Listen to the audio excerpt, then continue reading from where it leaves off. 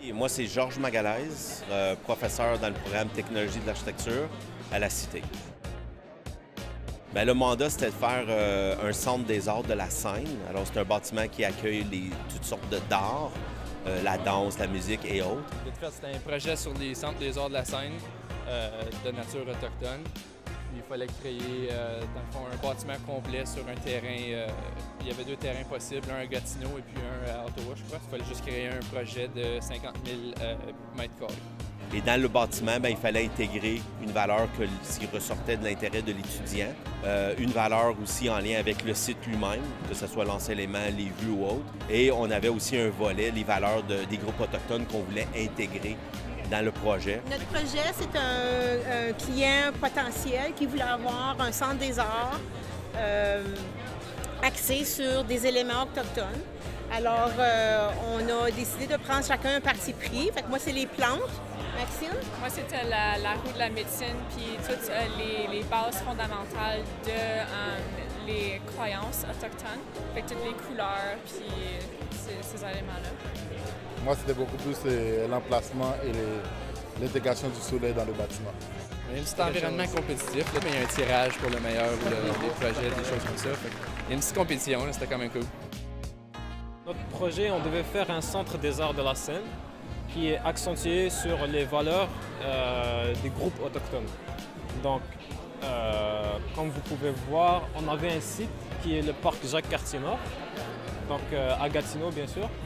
Et ce site, ce qui est bien, c'est qu'on a plusieurs vues, plusieurs multiples vues. Donc, au niveau du secteur de Hull, on a un côté très urbain.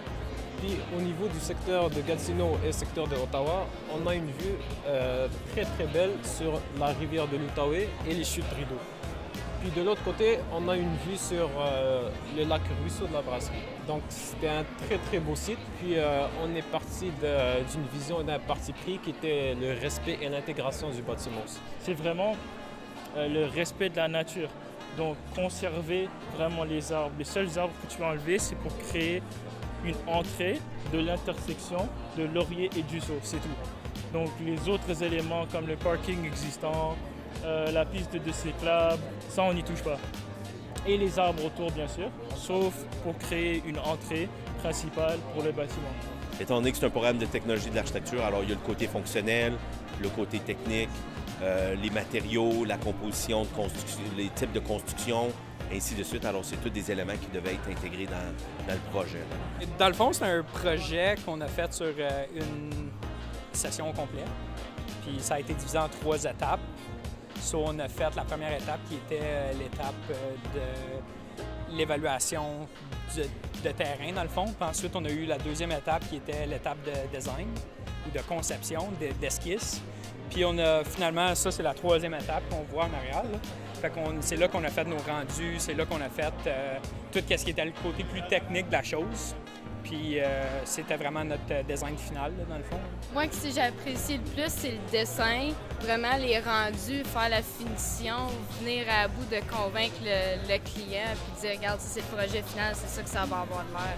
Ça, je trouve, c'est un plus que la technologie d'aujourd'hui peut donner aux clients maintenant.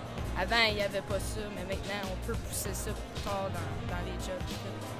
Je trouve qu'on était vraiment chanceux avec nos enseignants. On a beaucoup d'enseignants comme passionnés avec ce qu'ils font, puis comme ils tiennent à cœur la réussite de leurs étudiants. Tout ça, je pense que c'était vraiment un élément clé pour nos années à l'école. Moi, le truc que j'ai apprécié, c'est le fait qu'on a touché à tout. Un des aspects de logiciel que j'aime, c'est vraiment faire les détails d'ordinateur. Ça, j'aime ça faire ça. Mais je veux interagir aussi avec les clients. Ça donne un bon feeling. Ça me donne un aspect aussi que c'est pas juste un travail. Oui, c'est un travail, mais tu peux t'amuser aussi avec, rencontrer d'autres personnes, acquérir de l'expérience. C'est ça le but, moi, je trouve, surtout quand ça vient d'un marché du travail. Et je suis pas encore rendu à exactement là où je veux. C'est pour ça que moi, personnellement, je vais aller au domaine du travail. Comme ça, je vais toucher beaucoup d'aspects et savoir exactement ce que je peux m'en faire. Comme ça, je peux m'aligner et continuer, poursuivre mes études ou continuer dans le domaine du travail si je suis chanceux.